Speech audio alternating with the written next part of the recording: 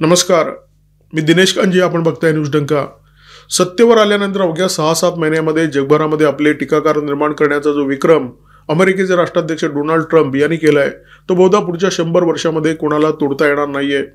त्यांचे विरोधक अमेरिकेत आहेत, त्यांचे विरोधक अमेरिकेच्या बाहेर आहेत.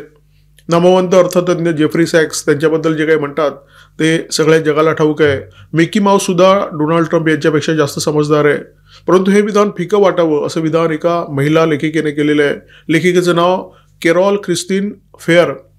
या बाई दक्षिण आशियाचे अभ्यासक आहेत आणि नामवंत विश्लेषक आहेत. त्या ट्रम्प यांच्याबद्दल बोलताना तरी चक्क शिवी हसडलेली आहे. त्या ट्रम्प यांना म्हणालेले आहेत. आता कॅरोल यांच्यावर जर विश्वास ठेवायचा तर डोनाल्ड ट्रम्प यांची प्रत्येक विधानं डोक्यावर घेणाऱ्या राहुल गांधी यांना काय म्हणायचं असा प्रश्न आता आम्हाला पडलेला आहे.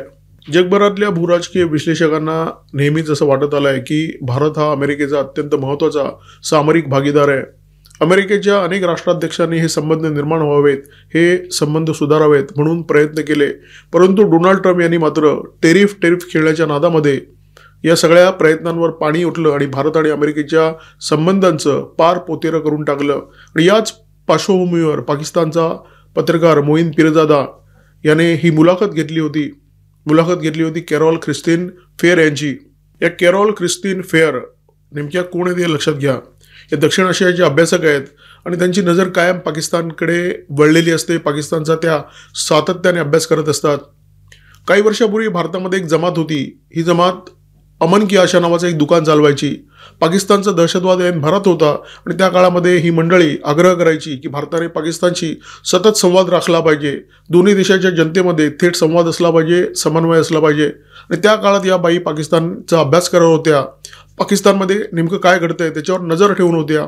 आणि प्रदीर्घ काळ अभ्यास केल्यानंतर त्यांनी एक पुस्तक लिहिलं, fighting to the ends, Pakistan army's way of war.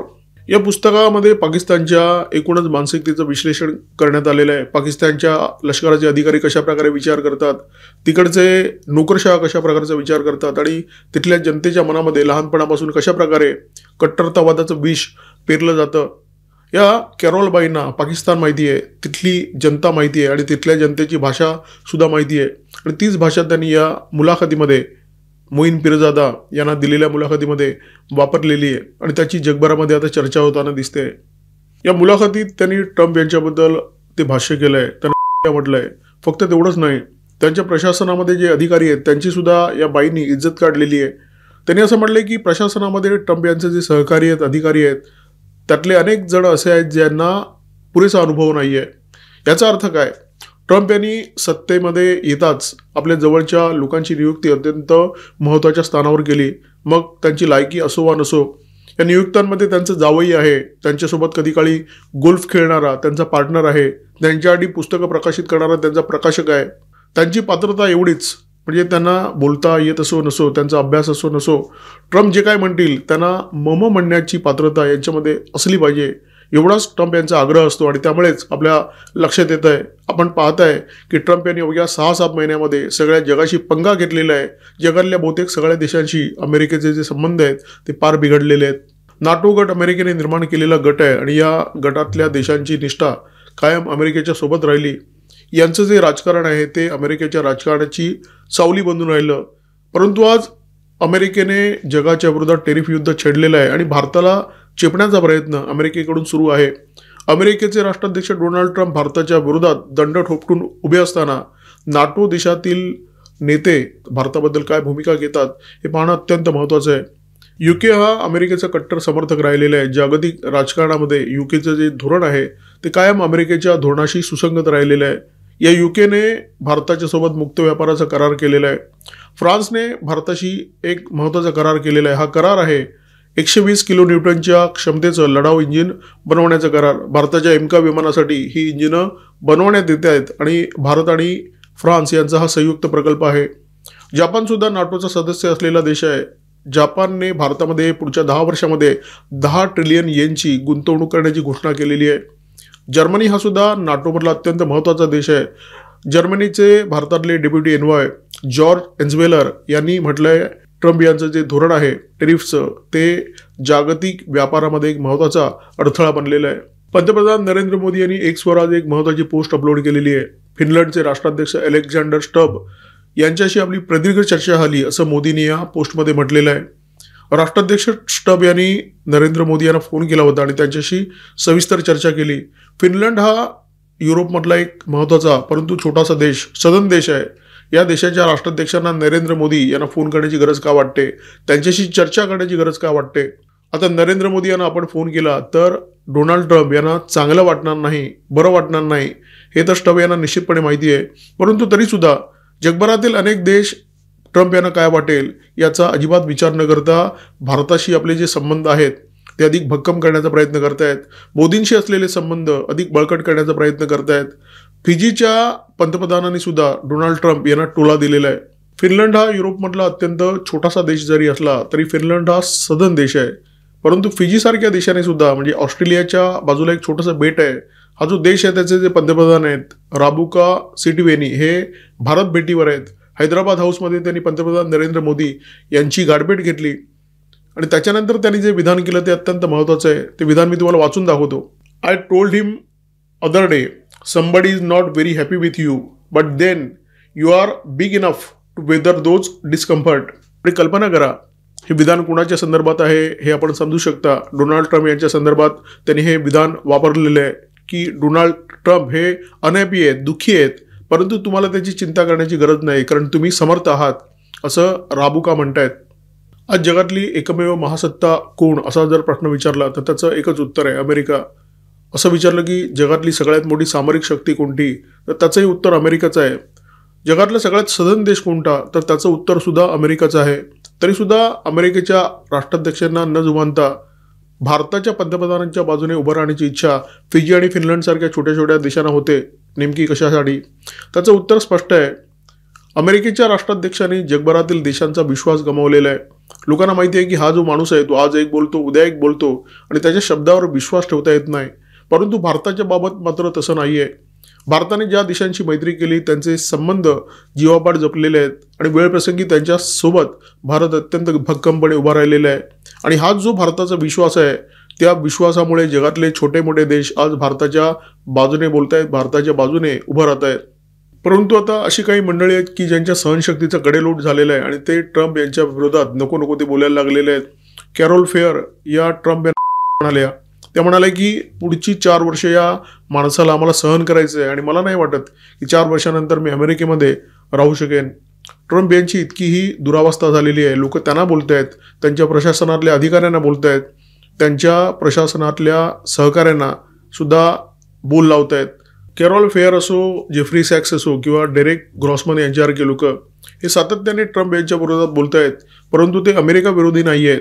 त्यांचा विरोध ट्रम्प यांच्या धोरणाला आहे आणि तो अशासाठी आहे कारण त्यांना असं वाटतं की ट्रम्प यांची जी धोरणं आहेत ती कधीतरी अमेरिकेच्या मुळावर येणार आहेत.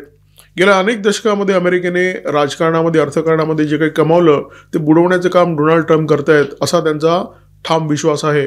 गेला बराच काळ ट्रम्प यांचा अमेरिकेच्या फेडरल रिझर्व्ह बरोबर पंगा सुरू आहे. म्हणजे फेडरल रिझर्व्हची जी धोरणं आहेत ती डोनाल्ड ट्रम्प यांना अजिबात मान्य नाही आहेत आणि त्याच्यामुळे दोघांमध्ये जबरदस्त द्वंद्व माजला आहे. अशा प्रकारचं चित्र पूर्ण अमेरिकेमध्ये निर्माण झालेलं होतं आणि ते आता टिपेला गेलेलं दिसतंय कारण फेडरल रिझर्व्हचे जे गव्हर्नर आहेत, बाई आहेत त्या लिझा कुक, यांना ट्रम्प यांनी त्यांच्या पदावरून हटवलेलं आहे आणि हे प्रकरण आता न्यायालयामध्ये केलेलं आहे. लिझा कुक यांच्या वकिलाने न्यायालयामध्ये असा दावा केलेला आहे की ट्रम्प यांचा जो निर्णय आहे तो निर्णय घेण्याचा त्यांना अधिकारच नाही आहे. लिझा कुक यांची नियुक्ती फेडरल रिझर्व्हच्या गव्हर्नर म्हणून 2022मध्ये करण्यात आली होती आणि अमेरिकेमध्ये जे कायदे आहेत त्याच्यानुसार त्यांना या पदावर पुढची 14 वर्ष राहण्याचा अधिकार आहे. परंतु ट्रम्प यांनी तडकाफडकी त्यांची उचलबांगडी केली आणि उचलबांगडी करताना ज्या प्रकारची कारणं द्यावी लागतात त्या प्रकारची कारणं डोनाल्ड ट्रम्प यांनी दिलेली आहेत. त्यांनी असं म्हटलं की त्यांनी काही बाबतीमध्ये खोटे आकडे, खोटी माहिती प्रसारित केलेली आहे. या सगळ्याचा अर्थ केवळ एवढाच आहे, स्वतःच्या मेंदूचा वापर करणारे लोक, स्वतःची विवेकबुद्धी असलेले लोक डोनाल्ड ट्रम्प यांना आवडत नाहीत.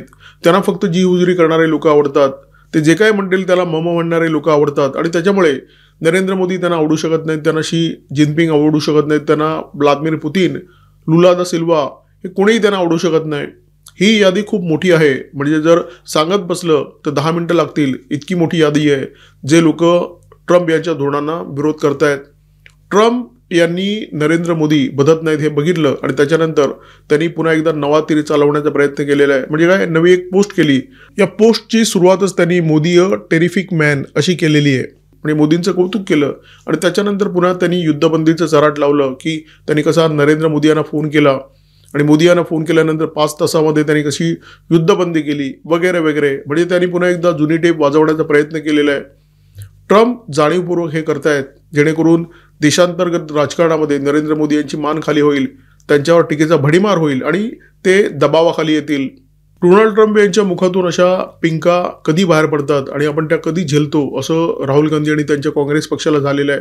आणि डोनाल्ड ट्रम्प यांच्या ताज्या विधानाचा वापर राहुल गांधी यांनी पुरेपूर केला. सध्या ते बिहारच्या निवडणुकांमध्ये व्यस्त आहेत आणि या निवडणुकांमध्ये ते वोट चोरीचा मुद्दा घेऊन जनतेच्या समोर जात आहेत. आता त्या वोट चोरीला त्यांनी जुना तडका दिलेला आहे, सरेंडर मोदी. त्यांनी पुन्हा एकदा सांगितलं आहे की नरेंद्र मोदी कसे डोनाल्ड ट्रम्प यांच्या दबावाखाली झुकले, त्यांना शरण गेले. राहुल गांधी आणि त्यांच्या चमच्यांना एवढं सुद्धा कळत नाही की डोनाल्ड ट्रम्प यांचं हे वागणं फक्त नरेंद्र मोदी यांच्याबरोबर नाही आहे, सगळ्या जगातल्या नेत्यांबरोबर ते हेच करतायत. ते त्यांना आधी धमकावतात, धमकावून व्हाईट हाऊसमध्ये बोलवतात आणि ते झुकल्यानंतर आपल्याला जे हवं आहे ते साध्य करून घेतात. जे लोक या धमक्यांच्या समोर झुकत नाहीत त्यांचा पाणउतारा करण्याचा प्रयत्न करतात. परंतु नरेंद्र मोदी एवढे क्षुल्लक नेते नाहीत की ज्यांचा पाणउतारा डोनाल्ड ट्रम्प करू शकतील. म्हणून त्यांना बदनाम करण्याचा प्रयत्न डोनाल्ड ट्रम्प सातत्याने करतायत युद्धबंदीच्या विषयाचा वापर करून, जे सत्य नाही आहे. परंतु राहुल गांधी मात्र त्याच्यावर चटकन विश्वास ठेवतात. कारण डोनाल्ड ट्रम्प असो किंवा राहुल गांधी हे दोघेही हास्यास्पद आणि बिनबुडाची विधानं करण्यामध्ये अत्यंत प्रसिद्ध आहेत. डोनाल्ड ट्रम्प यांना एका गोष्टीबद्दल खात्री आहे, जगभरामध्ये त्यांचं विधान कोणी गंभीरपणे घेतलं न घेतलं, परंतु भारतामध्ये एक नेता मात्र निश्चितपणे आहे जो डोनाल्ड ट्रम्प यांनी टाकलेली प्रत्येक पिंक झेलायला तयार आहे. डोनाल्ड ट्रम्प यांना माहिती आहे की आपण जे विधान करू त्याचा वापर काँग्रेस पक्ष, राहुल गांधी हे नरेंद्र मोदी यांच्या विरोधात निश्चितपणे करतील आणि त्याच्यामुळे पुन्हा एकदा त्यांनी युद्धबंदीचा विषय छेडलेला आहे. परंतु हा विषय 4-5 दिवसापूर्वी पाकिस्तानचे उपपंतप्रधान आणि परराष्ट्र मंत्री इशाक डार यांनी कलम केलेला आहे. इशाक डार एका वृत्तवाहिनीला मुलाखत देताना असं म्हणाले होते की भारताने ऑपरेशन सिंधू राबवून आमचे नूरखान आणि शोरकोट हे हवाई तळ उद्ध्वस्त केले आणि त्याच्यानंतर आम्ही अमेरिकेमध्ये संपर्क केला होता अमेरिकेचे secretary of state Marco Rubio यांच्याशी आणि त्यांना आम्ही निरोप दिला होता. आम्ही युद्धबंदीसाठी तयार आहोत, आम्हाला हे युद्ध थांबवायचं आहे. हा निरोप आम्ही मार्को रुबियो यांना दिला होता. परंतु अमेरिकेला कोणत्याही प्रकारे मध्यस्थीसाठी विनंती केली नव्हती. याचा अर्थ स्पष्ट आहे की डोनाल्ड ट्रम्प यांनी नरेंद्र मोदी यांना फोन केला म्हणून भारताने ऑपरेशन सिंदूर पॉज केलेलं नाही आहे. हे युद्ध थांबावं याच्याआधी पाकिस्तानने शरणागती पत्करण्याचा निर्णय आधीच घेतला होता. तो निर्णय पाकिस्ताननेच भारताला कळवला होता आणि त्याच्यानंतर भारताने ऑपरेशन सिंदूर पॉज केलेलं आहे. म्हणजे डोनाल्ड ट्रम्प जे म्हणतायत त्या भाकड कथा आहेत हे इशाक डार यांच्यासारख्या अनेक पाकिस्तानी नेत्यांच्या विधानावरून याच्यापूर्वीच स्पष्ट झालेलं आहे. पंतप्रधान नरेंद्र मोदी यांनी संसदेमध्ये उभं राहून खरं तर या विषयावर पडदा टाकला होता की ऑपरेशन सिंदूर बंद करण्यासाठी, युद्धबंदी घडवण्यासाठी मला कुणीही फोन केला नाही आणि कोणीही मध्यस्थ केले नाही. खरं तर याच्यानंतर हा विषय संपला पाहिजे होता. परंतु राहुल गांधी यांची समस्या अशी आहे की त्यांचा भारताच्या पंतप्रधानांवर विश्वास नाही आहे, त्यांचा भारताच्या संसदेवर विश्वास नाही आहे, या संसदेमध्ये जी चर्चा होते त्याच्यावर विश्वास नाही आहे. त्यामुळे जेव्हा जेव्हा संसदेचं अधिवेशन सुरू होतं तेव्हा त्या अधिवेशनामध्ये खोडा घालून राहुल गांधी संसदेच्या बाहेर पत्रकारांच्या समोर तमाशा करणं पसंत करतात.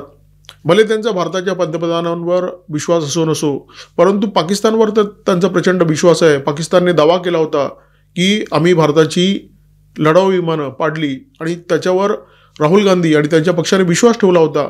मग त्यांना इशाक डार यांच्या या विधानावर सुद्धा विश्वास ठेवला पाहिजे. जेव्हा इशाक डार स्वतः म्हणतात की आम्ही भारतासमोर शरणागती पत्करली होती, अमेरिकेने कोणत्याही प्रकारची मध्यस्थी केली नाही.